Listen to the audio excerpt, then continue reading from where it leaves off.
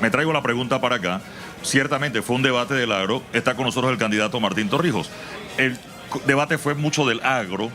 Y acá en la conversación es cómo llevar esta parte, que si bien es cierto, le atañe a los productores, traérselo a los consumidores, a la gente. O sea, cómo mejorar el agro realmente va a ser un tema que le va a dar la comida más barata a la gente. Bueno, sí, de eso se trata, mejorar la competitividad y la productividad del agro. No solo para que los que vivan en el agro vivan bien, pero que también para que los consumidores tengamos productos de calidad y a precios accesibles, porque eso no se ha logrado. Y ese es uno de los temas que hablé hoy. Por ejemplo, el tema del arroz. Fue un mecanismo para que el arroz pudiera llegar a los consumidores baratos.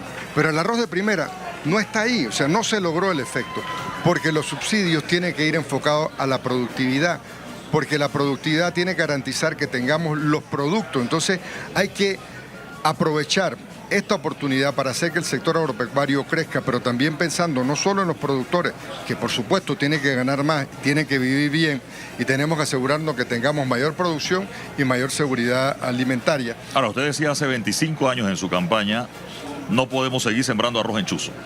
No. Ahora, a ver, yo vi aquí un candidato a decir cifras que yo no sé si después va a decir que eran de Suiza, como la vez pasada nos dijeron que eran de Francia. Mire, esas cifras no son reales. ¿Cuántas quintales por hectárea de arroz?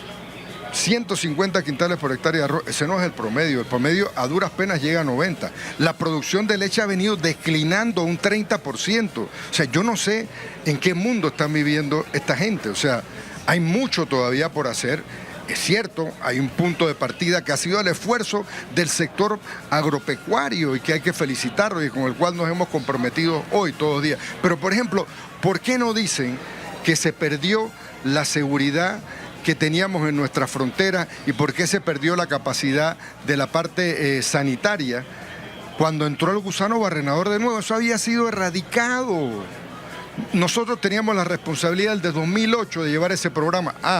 Si no le ponen plata a la prioridad y hablan, pero no depositan la plata, si no nombran más veterinarios para estar en las distintas provincias, no podemos detectar cuando entra una plaga o una enfermedad. Se ha perdido toda la capacitación de prever y de tener un sistema sanitario que funcione para todos los panameños. Este tema nos va a costar dinero, a los productores también, y tiempo. Es más, ya pasó Panamá, está en Costa Rica y está amenazando el gusano barrenador a Nicaragua, pero independiente de los demás, aquí se descuidó la sanidad y ese problema de la sanidad fue por culpa de este gobierno. Hemos retrocedido años en materia de sanidad y tenemos que recuperar el tiempo a partir del próximo gobierno. Señor Torrijos, ¿cómo usted va a hacer, si fuera presidente, de que toda esta conversación que ha habido esta noche se convierta en una rebaja en el costo de la canasta básica? Y no solo de la canasta básica, sino de los productos que más consume el panameño. Porque la conclusión al final es que fue además una conversación, tal vez no debate, una conversación muy técnica que no le terminó de dar respuestas a la gente que está, como dijo nuestra compañera Camila, preguntándose por qué el pimentón cuesta más, por qué el arroz cuesta más. Mira, hay una forma de conectar esto con todos los usuarios. Uno, si nosotros queremos generar empleo y ser un país más justo, más equitativo, acabar con la gran desigualdad que existe en muchas regiones de nuestro país, nosotros tenemos que hacer que el agro sea realmente exitoso, productivo, que genere oportunidades de empleo, que lo transformemos, que tengamos agroindustria, que tengamos la oportunidad de buscar métodos para abaratar los costos. Aquí nadie ha dicho, no sé por qué, no sé, tal vez no se atreven, que si creamos nuevas fuentes y nuevas formas de organizar a los productores, podemos importar insumos y eso abarata rápidamente los costos de producción y la abarataría también los costos a los consumidores. O sea, aquí no queremos poner el dedo en la llaga. Sí. Hubo nombre y apellido para cuando usaron la institución para convertirla en la autopista de las importaciones.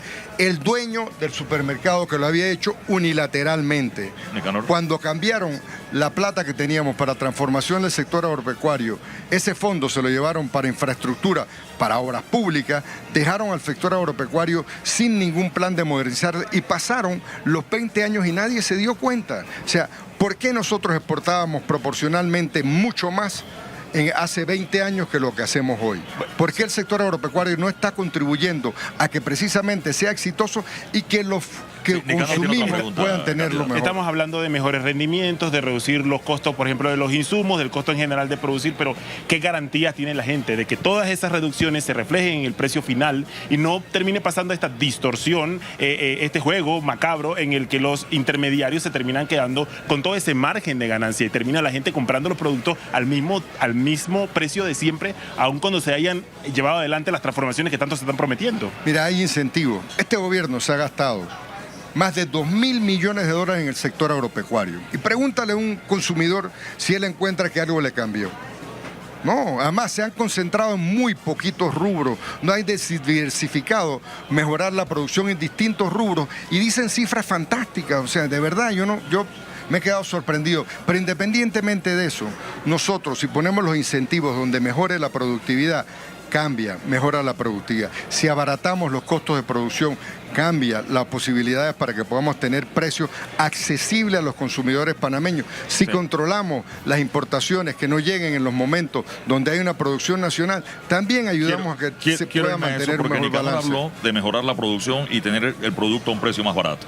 Sin embargo, los productores se quejan de las importaciones, pero cuando hemos tenido importaciones resulta que el producto igual sigue estando caro aunque sea importado. O sea, quebramos al productor y al consumidor no vio esa rebaja. O cuando te llegan productos como un jamón congelado que tenía 2 años en Estados Unidos y cuando le vieron la fecha acá resulta que sí, era jamón y además te lo estaban vendiendo al mismo precio y no al precio de un jamón congelado. La historia típica de las distorsiones, claro. Muchas distorsiones, es cierto, pero se daban principalmente porque los intereses de este país quedaron en función de hacer plata y no en función de lograr que los panameños tuvieran una mejor calidad de vida. Eso ha pasado. Hay un grupo muy pequeño de gente que importa, hay un grupo muy pequeño de gente que este gobierno está favoreciendo. Hay un 20% que controla el 80% de las importaciones y ellos lo saben perfectamente bien. Entonces yo sí estoy dispuesto, porque yo no represento a estas compañías que traen insumos, yo represento los intereses de los panameños para lograr que la gente viva mejor. Mira, el control de precios, si me lo dices con el arroz, no ha funcionado. O sea, no hay arroz de primera. Y se gastan 150 millones de dólares dentro del arroz, porque el incentivo no está puesto, no les pagan a tiempo a los productores y nadie está contento. Hay una pelea entre los molineros, hay un cuestionamiento que le escuché hoy al candidato del gobierno decir que es que están revisando para asegurarse que no había trampa o de alguna forma dejó ver que estaban revisando los procesos para que nadie jugara vivo. Bueno, yo creo que tendrán que responder de cómo se han gastado los dineros de los panameños, pero independientemente de eso, hay un nuevo balance que hay que crear. Este país no puede seguir creciendo en forma desigual. Si vamos a apostar a que progresemos a través del agro, la agroindustria, hay una oportunidad importante de generar empleo, turismo, agroindustria, como mencioné, AMPYME, pequeñas empresas, pero además la consolidación de este país como todo un hub de carga.